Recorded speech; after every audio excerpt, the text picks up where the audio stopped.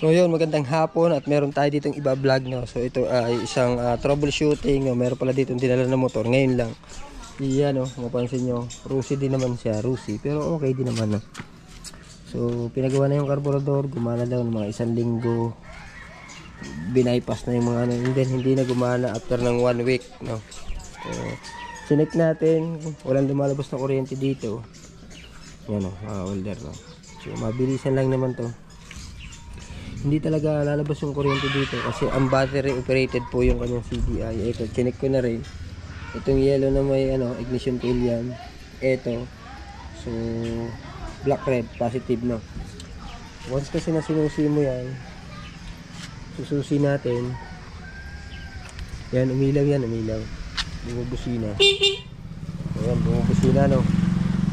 So, pag bumubusina po, is buhay, no.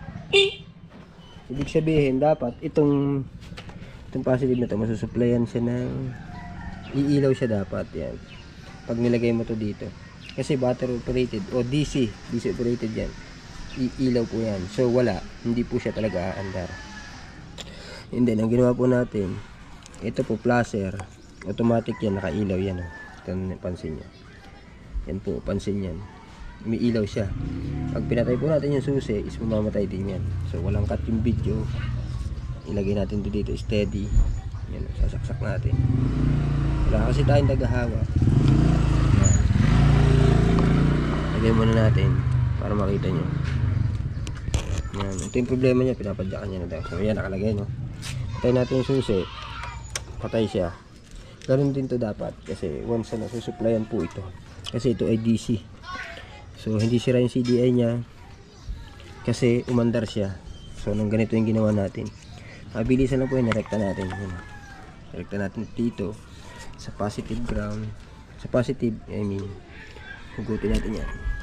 Yan, tatali natin yan dito. Quick lang yung quick. So yan, i-rekta na natin dito. Ibig sabihin, pag sinusi natin, iilaw na siya, umiilaw. Dapat umiilaw din to. Umiilaw din.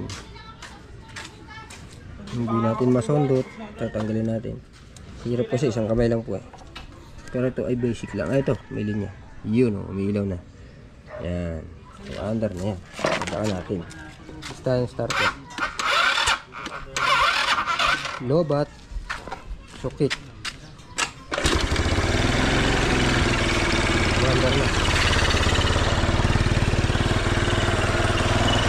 Ayun. Ito lang yung sira niya. Basic. So basic lang yung problema niya, mga welder, no? Walang supply na dumadaloy papunta sa CDI kasi DC operated yung kanyang CDI. So ngayon po ayos na. Alright. So mabilis ang tips.